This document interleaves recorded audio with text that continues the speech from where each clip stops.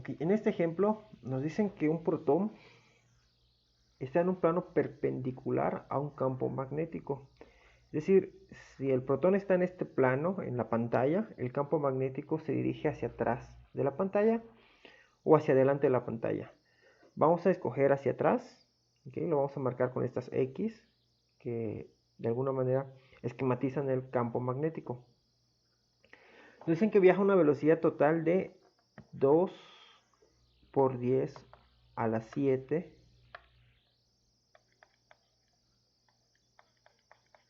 metros sobre segundo en el plano perpendicular, y el valor de B es de 0.02 teslas. Nos piden describir la trayectoria de manera cuantitativa.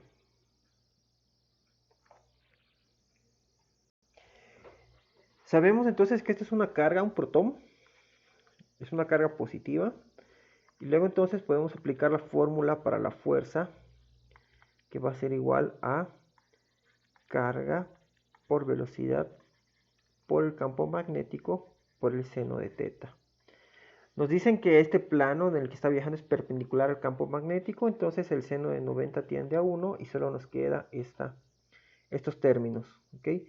Podemos hablar de la carga del protón, podemos hablar de su velocidad y podemos hablar de su campo magnético. Solo nos queda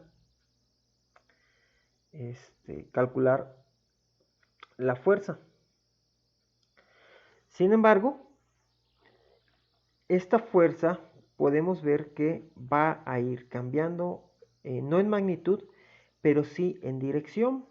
¿Por qué? Imagínense que empezamos con el protón aquí.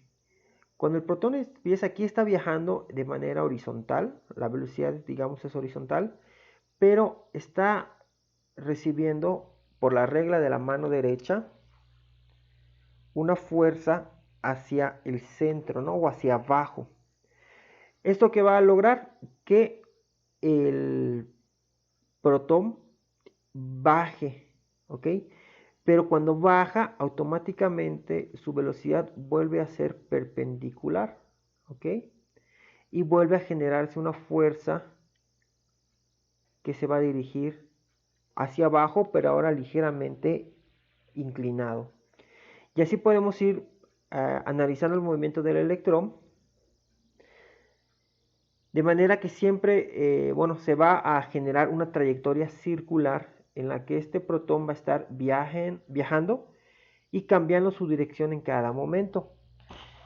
Recordemos además que esta fuerza también puede ser calculada, como es una partícula en movimiento, por las ecuaciones de Newton, la segunda ley, que es masa por aceleración.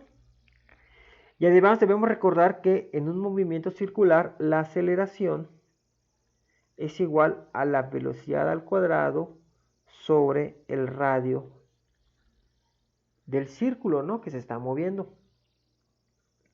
Luego entonces podemos, en cualquiera de los dos casos, las fuerzas deben ser iguales, ¿ok? Porque es la misma fuerza que está generando la fuerza electromagnética, que también va a estar generando la fuerza cinemática. De tal manera que podemos decir que la carga por la velocidad por el campo magnético tiene que ser igual a la masa por la velocidad al cuadrado entre el radio. Si nosotros queremos saber qué radio es el que se describiría esta partícula, pues necesitamos nada más despejar R. Eso nos daría la trayectoria, ¿no? ¿Cuál es el radio del círculo? Es decir, que R es igual a la masa, la velocidad al cuadrado se va, por la velocidad entre la carga por el campo magnético. Si quisiéramos aplicarlo con estos datos, nosotros sabemos que la masa del protón, aquí vamos a revisarla, masa protón es de 1.6726 por 10 a la menos 27 kilogramos. ¿Okay? La velocidad a la que se está moviendo es 2 por 10 a la 7 metros sobre segundo. Tenemos una carga de 1.6 por 10 a la menos 19 coulombs. Y un campo magnético, que nos dicen que es de 0.02 Tesla.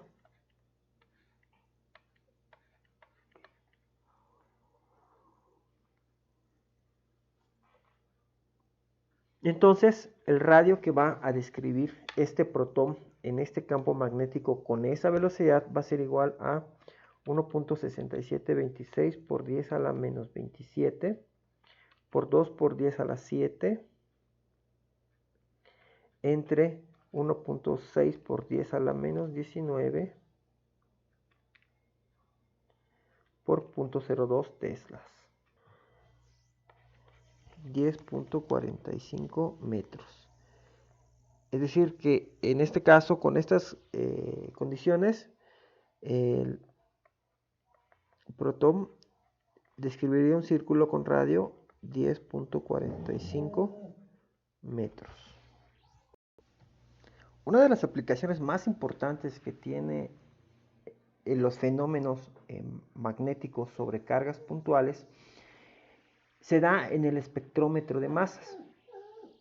En este equipo tenemos partículas ionizadas de masa desconocida y también de carga desconocida que viajan a través de un campo magnético y se desvían de manera que chocan con un detector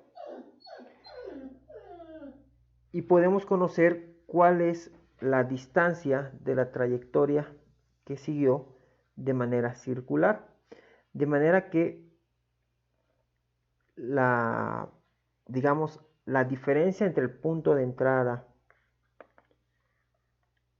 y el punto de choque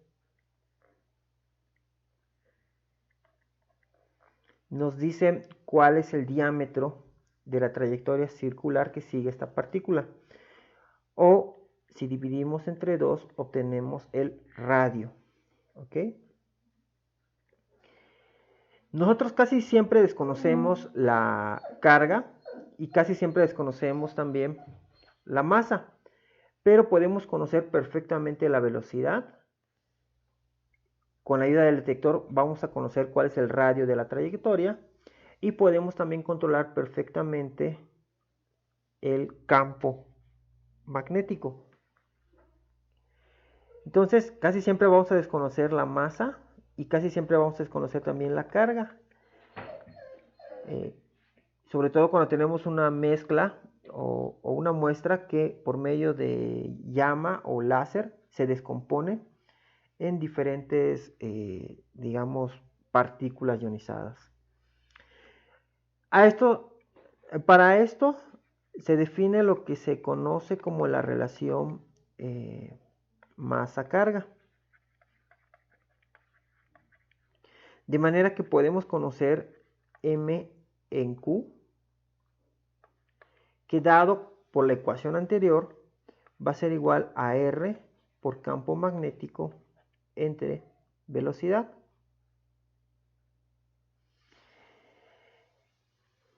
Estos equipos se calibran, por ejemplo, aislando o purificando diferentes muestras y inyectándolas para conocer cuál sería la masa carga teórica.